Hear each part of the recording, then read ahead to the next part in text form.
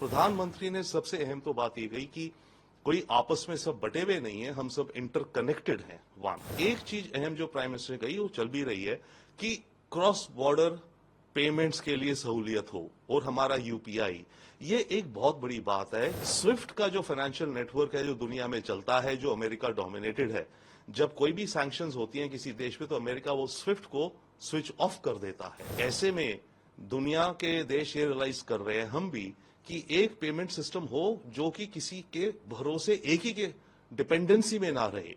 अब ऐसे में हमारा यूपीआई बहुत ही अहम है।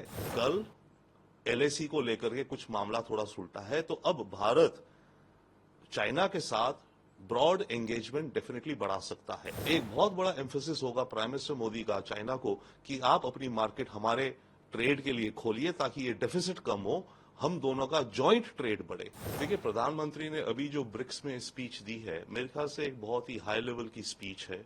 उन्होंने सबसे पहले तो ये इंडिकेट करा कि ये जो दुनिया है ये नॉर्थ साउथ और ईस्ट वेस्ट में बट नहीं रही है, परंतु ये एक मल्टीपोलर वर्ल्ड बन रही है। तो इस मल्टीपोलर का आप एक मॉडल देख सकते हैं, एक अंदाजा कि जैसे हर देश एक दूसरे से कनेक्टेड है, ये एक मैट्रिक्स है, ये नया वर्ल्ड मैट्रिक्स बन रहा है। तो प्रधानमंत्री ने सबसे अहम तो बात ये कही कि कोई आपस में सब बटे हुए नहीं है, हम सब इंटरकनेक्टेड हैं। वन सेकेंडली, इस स्पीच में मुझे एक चीज और अहम दिखी जो उन्होंने बात करी, ऑफ कोर्स की ब्रिक्स की इकोनॉमिक स्ट्रेंथ कितनी है, टोटल न्यू डेवलपमेंट बैंक जो बना है ब्रिक्स का, उसने करीब $45 बिलियन के इन्वेस्टमेंट्स लोन दिए हैं। परंतु एक चीज अहम जो प्राइम मिनिस्टर ने कही वो चल भी रही है कि क्रॉस बॉर्डर पेमेंट्स के लिए सहूलियत हो और हमारा यूपीआई, ये एक बहुत बड़ी बात है। क्योंकि देखिए, स्विफ्ट का जो फाइनेंशियल नेटवर्क है जो दुनिया में चलता है, जो अमेरिका डोमिनेटेड है, जब कोई भी सैंक्शंस होती हैं किसी देश पे तो अमेरिका वो स्विफ्ट को स्विच ऑफ कर देता है।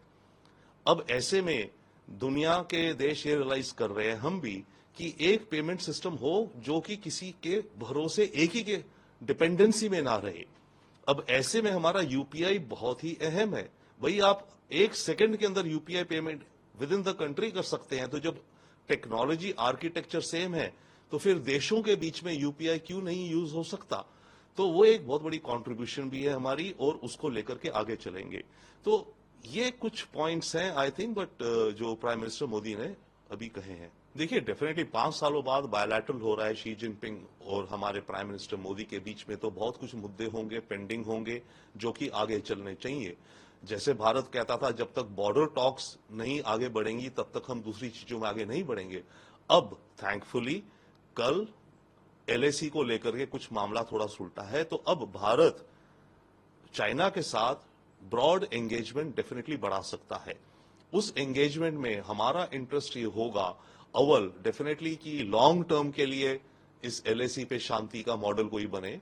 दूसरा, भारत का जो ट्रेड डेफिसिट है चाइना के साथ करीब $80 बिलियन है जो हम डेफिसिट में जाते हैं। तो हमारे को चाइना को कन्विंस करना और परसुएड करना और शी जिनपिंग को ये करना चाहिए कि अपनी मार्केट का एक्सेस भारत के एक्सपोर्ट्स के लिए खोले और हमारे एक्सपोर्ट्स आसान हो।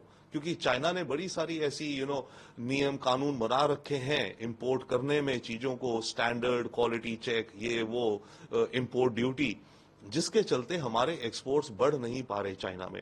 तो एक बहुत बड़ा एम्फोसिस होगा प्राइम मिनिस्टर मोदी का चाइना को कि आप अपनी मार्केट हमारे ट्रेड के लिए खोलिए ताकि ये डेफिसिट कम हो, हम दोनों का जॉइंट ट्रेड बढ़े।